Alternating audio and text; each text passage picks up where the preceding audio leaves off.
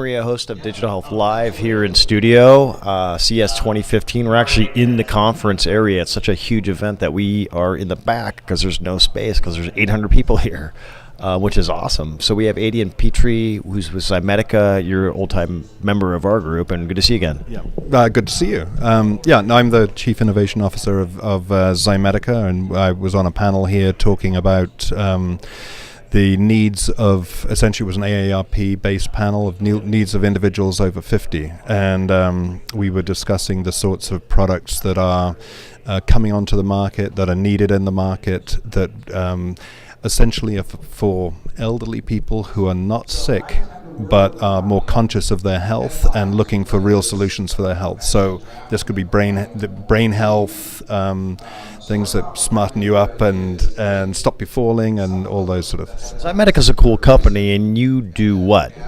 We help commercialize technologies coming out of universities, out of the big hospital systems. So a lot of groups come to us and they've got a cool technology and they need to get it essentially through the FDA. So we have all the components in place to take something from a smart idea to a product on the shelf of a CVS or on the market in a hospital or something like that. So we're a development company. Yeah. So an entrepreneur is thinking of, say, a new device. What kind of budget should they be thinking of? What kind of ballparks are we talking about? Well, if it's outside of the medical field, you need 500,000. If it's in the medical field, you need 1.5 million and up. Yes, I mean just the pure regulatory side of getting something through the market means it's going to take a bit longer and it's going to cost a bit more. But it's typically worth it because you've then defined that the product does something. I mean, a lot of the products that are not regulated don't really do anything useful, whereas regulated products do. You've created almost a barrier to entry because you've jumped through the hoop. The FDA is exactly that. It's a trade barrier and worth working inside, but hard to work with. Some of the hot topics that were going on inside, some takeaways?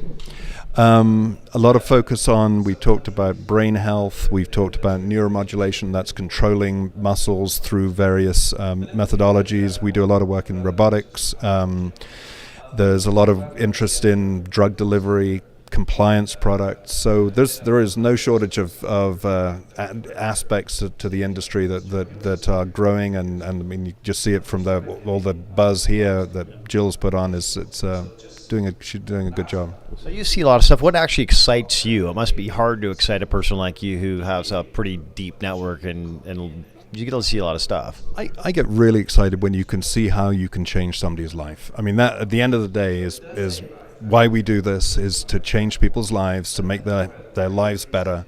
And when you see a product that has an effect, it's pretty it's worth getting out of bed for.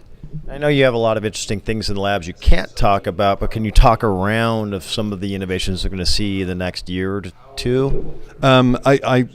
Sure. I think we are going to see more products that more accurately deliver drugs, that allow you to keep your drug regimens. I think you're going to see some products that are really helping change the way your brain works.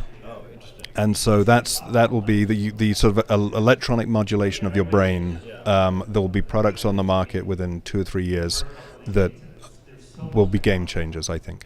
Awesome. Well, that's so good to hear it from the front lines of innovation and digital health. And thanks for being on the show, Aidan. Total pleasure as always. Good to see you.